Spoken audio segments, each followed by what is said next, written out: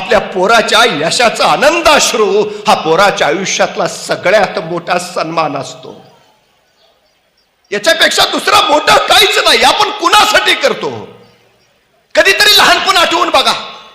एखादी गोष्ट मिळाली की धावत धावत आई, एखादा प्रचंड मोठा पराक्रम गाजवला की बाबा, कोण आनंद. आपल्या यशानं आईबाबांच्या डोळ्यात आनंदाश्रू यावेत त्याच्यासारखा दुसरा गौरव, दुसरा पुरस्कार नाही. हे कौतुक पोराला बळ देत. शहाजीराजांनी ते केलं. जमेल का? अविश्वास दाखवणच नाही. जमणार, जमणार. सगळी क्षमता सामर्थ्य असूनही आमची पोरं अपयशी का होतात माहिती आहे? तुम्ही हत्तीचं पिल्लू बघितलं असेल.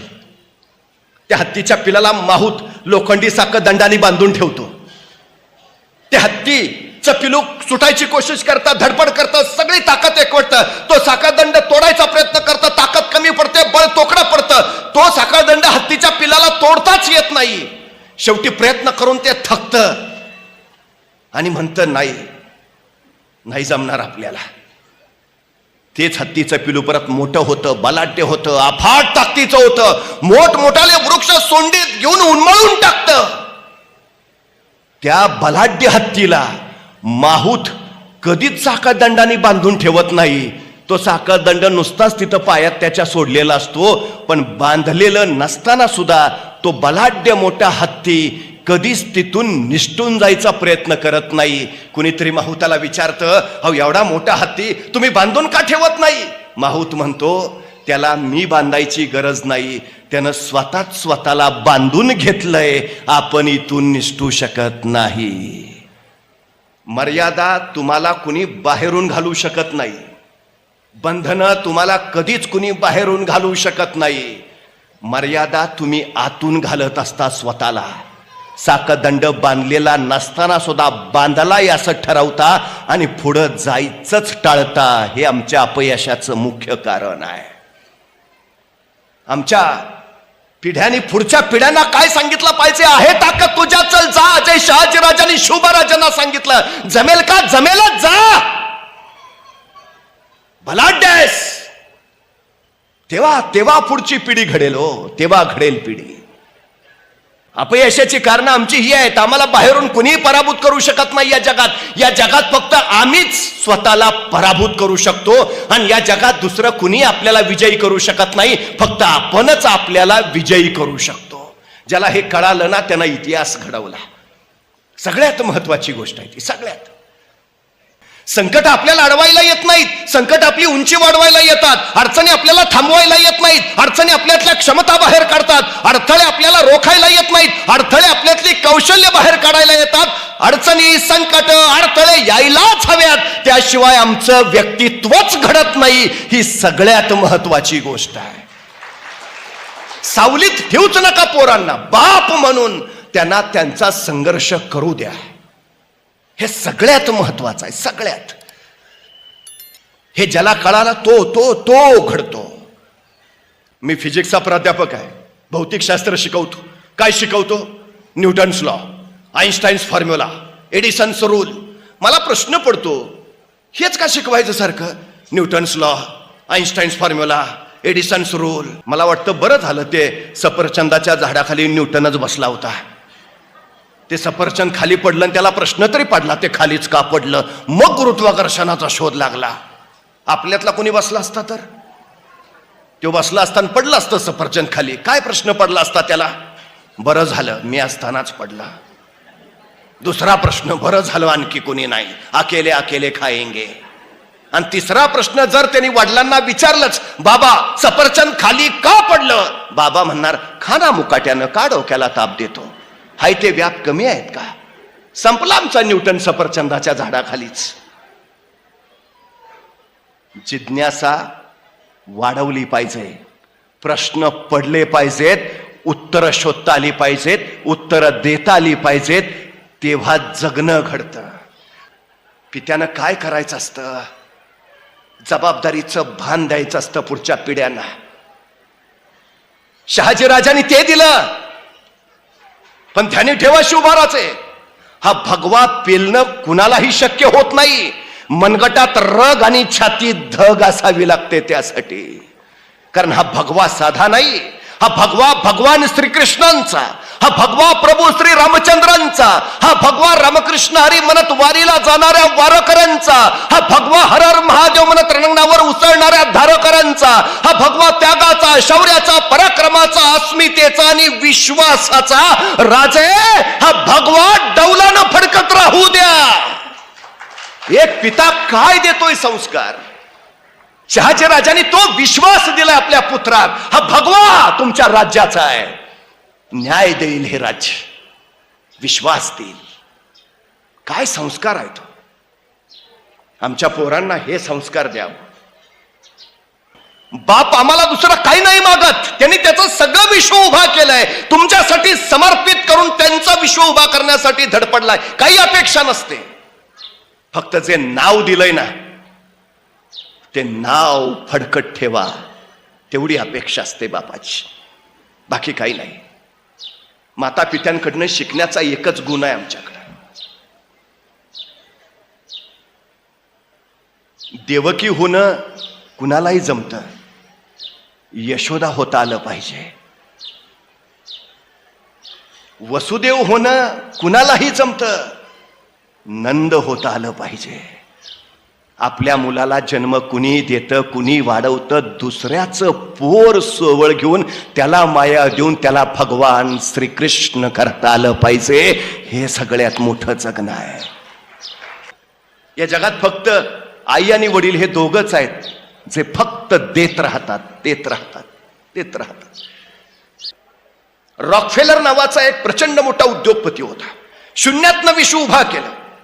वयाच्या 52व्या वर्षी त्याला अचानक कसला तरी आजार जडला, हॉस्पिटलमध्ये नेलं. त्यावेळी त्याची संपत्ती जगात सगळ्यात जास्त होती, जगातला सगळ्यात श्रीमंत रॉकफेलर. डॉक्टरांनी सांगितलं तुम्ही आता फार काळ जगत नाही. 52व्या वर्षी डॉक्टरांनी सांगितलं की जास्तीत जास्त 6 महिने राहिलेत तुमचे. त्या दिवशी रॉकफेलर घरी आला, स्वतःच्या मुलाबाळांना जवळ बोलावलं, रॉकफेलर फाउंडेशन नावाची संस्था स्थापन केली आणि 6 महिने राहिलेत.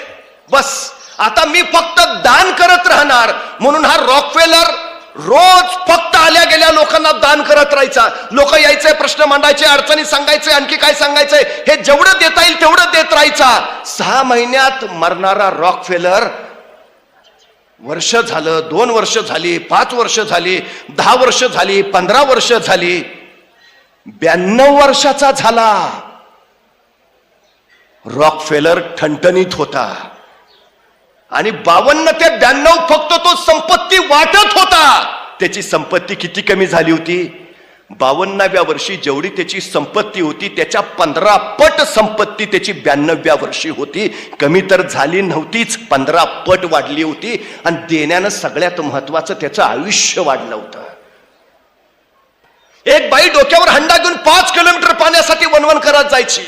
दूरवर तिथल्या झऱ्यावरनं पाणी आणायची आणि मग 5 किलोमीटर परत वणवण करत उन्हातानाची घरी यायची. येता येता अचानक वाटेत एक माणूस भेटला. म्हटला, ताई घसा गोरडा पडलाय, घोटभर पाणी देतेस का.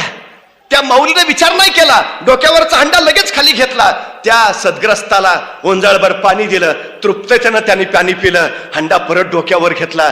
ती पुढे निघाली. काही अंतर आली, परत एक जण भेटला. आई आत्ताच जेवलो पण घसा ओला करला, पाणी नाही, पाणी देतेस. ही चिडली नाही, संतापली नाही. तर तुझ्यासाठी 5 कोस वणवण करायला गेले वय तुला पाणी द्यायला, सर बाजूला. अजिबात म्हटली नाही. शांतपणे डोक्यावरचा हंडा काढला. त्याही माणसाला तिनं पाणी दिलं. तो पाणी पिला, हंडा डोक्यावर घेतला, परत निघाली. वाटेत आणखी माणसं भेटली, पाणी मागत राहिली. ही पाणी वाटेत राहिली, घराजवळ पोचली.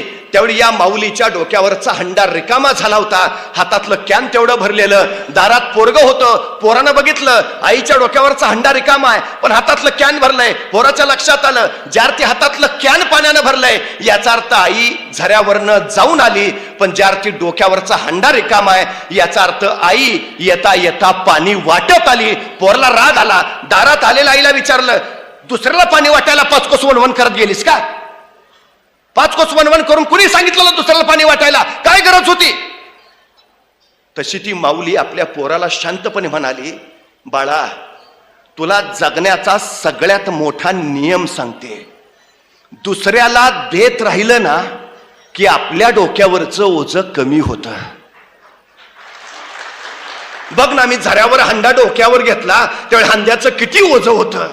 येता येता मी फक्त दुसऱ्याला देत आले, माझ्या डोक्यावरचा हंडा किती हलका झाला. दुसऱ्याला देत राहिलं ना की आपल्या डोक्यावरचं ओझं कमी होतं. माणसं कीर्ती घेणाऱ्यांची सांगत नाहीत, माणसं कीर्ती देणाऱ्यांची गातात. हे आयुष्याचं सगळ्यात मोठं सत्य आहे. आमच्या पुढच्या पिढींना ते सांगा आणि जे दिलंय ते राखायला शिकवा.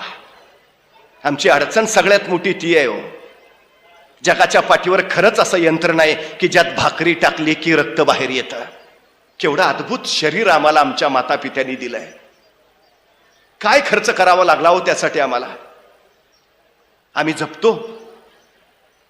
एखाद्या माणसाला हार्ट अटॅक येतो, बायपास करावी लागते. बायपास करायची म्हणजे हृदयाची खराब झालेली रक्तवाहिनी काढायची आणि तिच्या जागी दुसरी रक्तवाहिनी जोडायची. या शस्त्रक्रियेला खर्च येतो 3 लाख रुपये. म्हणजे आमची एक रक्तवाहिनी केवढ्याला पडली? 3 लाख रुपयाला. आमच्या हृदयाजवळ अशा एकूण 1 लाख रक्तवाहिन्या आहेत. एक रक्तवाहिनी 3 लाखाची, तर 1 लाख रक्तवाहिन्याची किंमत किती झाली?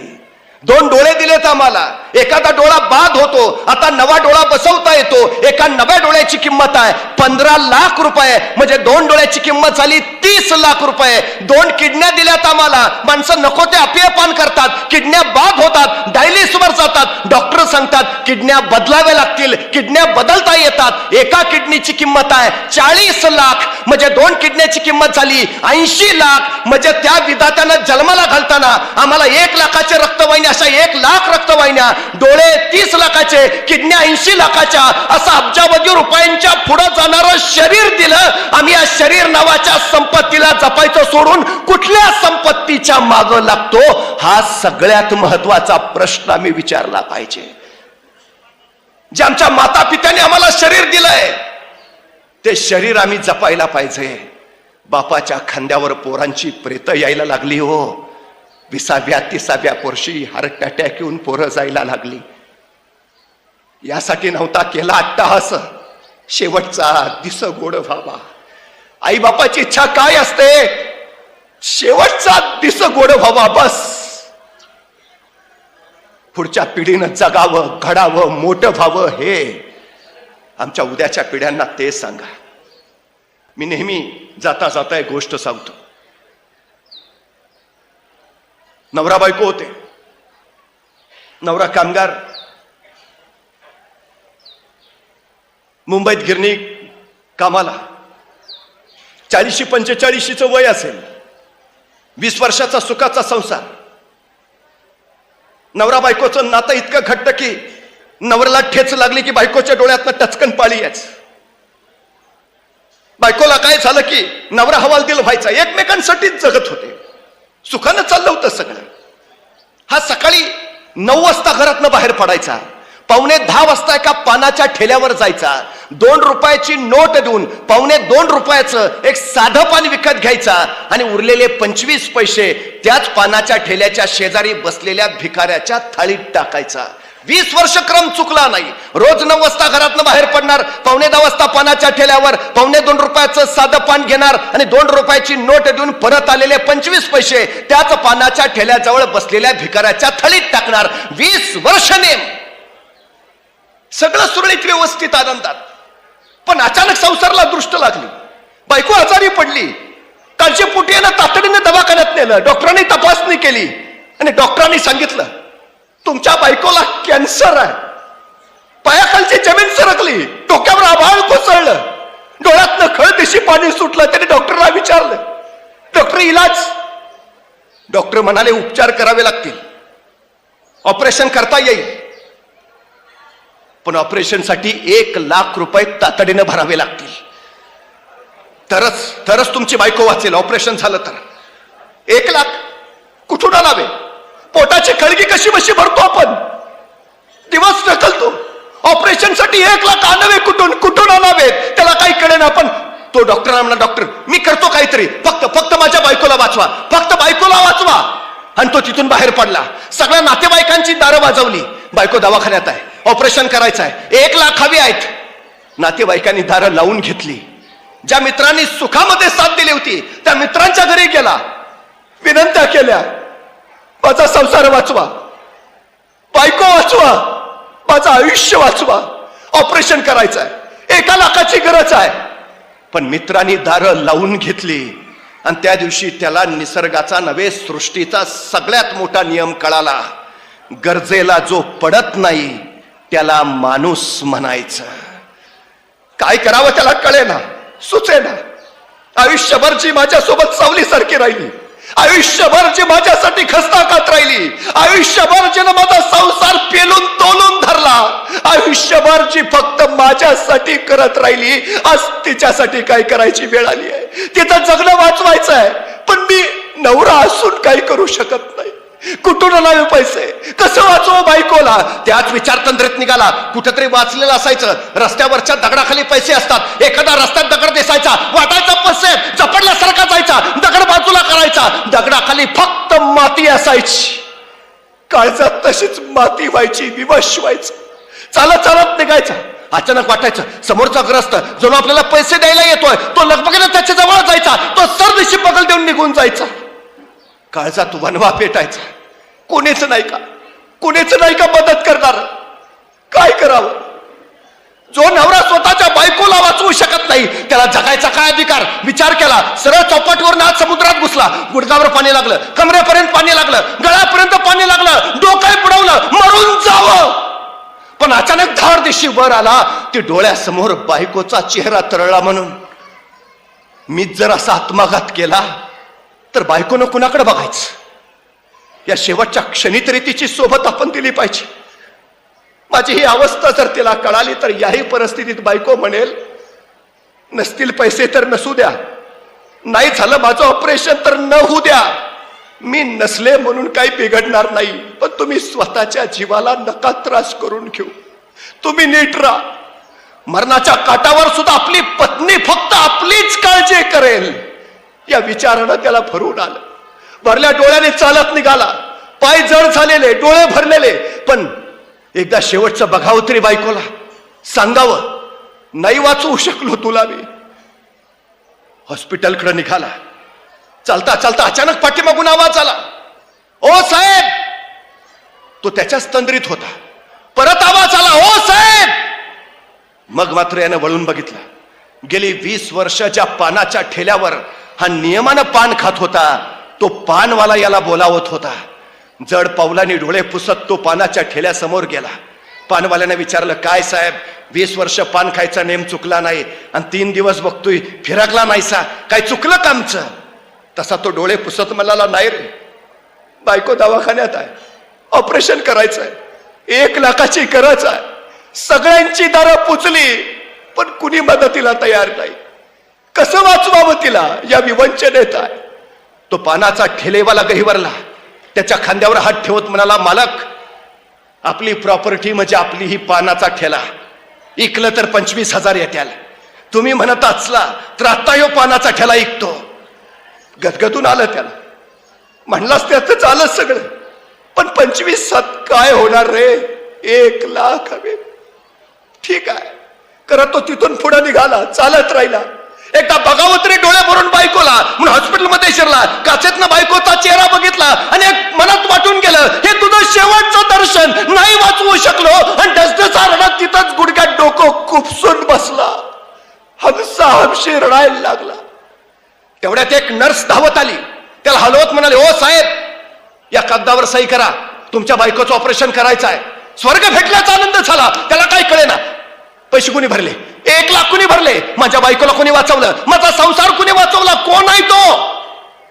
आणि त्या नर्सनं घोंगडं पांघरलेल्या एका माणसाकडे बोट दाखवलं आणि त्याला सांगितलं, तो घोंगडं पांघरलेला मनुष्य दिसतोय ना, त्याने तुमच्या बायकोचे 1 लाख रुपये भरले. धावत धावत गेला. घोंगडं पांघरलेल्या त्या फटक्या माणसाला पाठीमागून कडकडून मिठी मारली. तसेच खाली पाय धरले. धन्य धन्य तुझी, उपकार केलेस माझ्यावर, संसार वाचवलास. कोण आहेस तू? कोण? का केलंस? आणि कोण आहेस तू हे म्हणत कोण आहे हे बघायला त्यानं मान वर केली.